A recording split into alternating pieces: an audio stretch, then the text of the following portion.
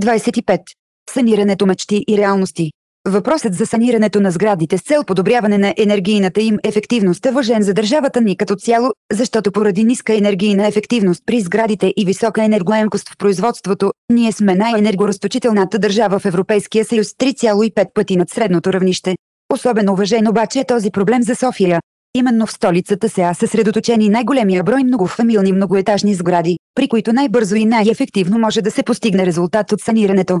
Освен това в София има повече от 220 000 панелни жилища, в които живеят повече от половината софиянци, а това са сградите с най-лоша енергийна ефективност. В панелните сгради е основно един от големите проблеми на централно топлофицираните сгради вертикалната схема на топлоподаване, при която тръбите преминават през всички жилищни помещения от първия до последния етаж. Именно тази схема води до изкуствената такса мощност, тъй като дори при изключени радиатори през жилищата преминават вертикалните тръби на отоплението и се води, че отопляват частично.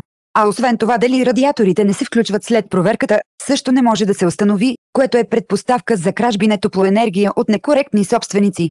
Това, заедно с факта, че тези сгради са строени по няколко типови проекта от номенклатурата на двата домостроителни комбината в София, както и желанието ни да мотивираме собствениците като ги подпомогнем организационно и финансово, бяха част от причините да проведем конкурси да възложим изготвяне на проекти за всички типове панелни секции, които са строени в София.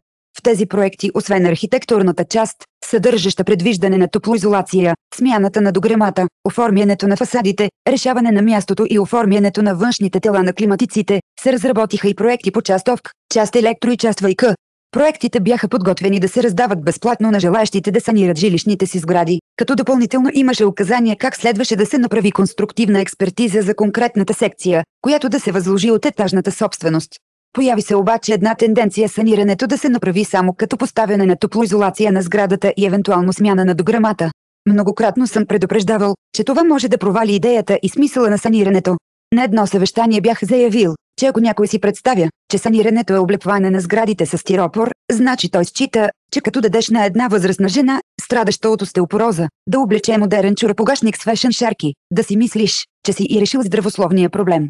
След като приключи срещата, колега, който се бе върнал наскоро от специализация в САЩ, ми каза, че ако това мое изказване се бе случило там, аз вече щях да съм уволнен. За сексизъм. Не ме уволниха, но и не се вслушаха в препоръките ми. Другото, за което настоявах, е първо да се разработи проектът с пълни спецификации и количествени сметки, като този проект се плати от етажната собственост и след това да се провеждат търгове за изпълнение. Тази позиция я заявих и на националното съвещание по санирането, което се проведе в хотел Рамада. Решението, което се взе обаче бе бързо стартиране на програмата и то по схемата инженеринг. Така санирането наистина стана облепване с стиропор и тук-там с минерална вата. Цените се определяха на око и разработените проекти за панелните сгради в София станаха излишни. Впоследствие, за мое очудване, точно за панелните сгради имаше най-малко кандидати, основните одобрени бяха високите пунктови сгради.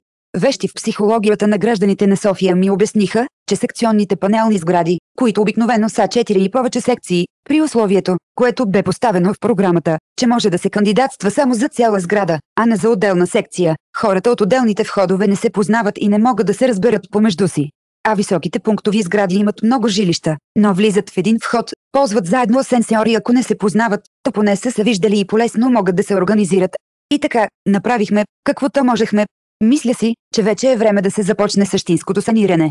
Промяна на схемата на топлозахранване с вертикали в стълбищната клетка, хоризонтални разводки в жилищата и мерене за уреди, разположени също в стълбищната клетка. Преработка на таблата, вертикалите на електрозахранването и осветлението на стълбищата.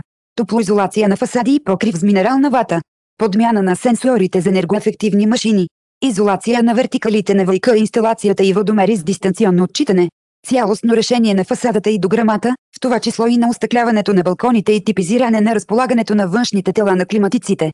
И всичко това по предварително изготвен проект с спецификации и количествени сметки и провеждане на търгове за строителство съгласно тях. Мечти.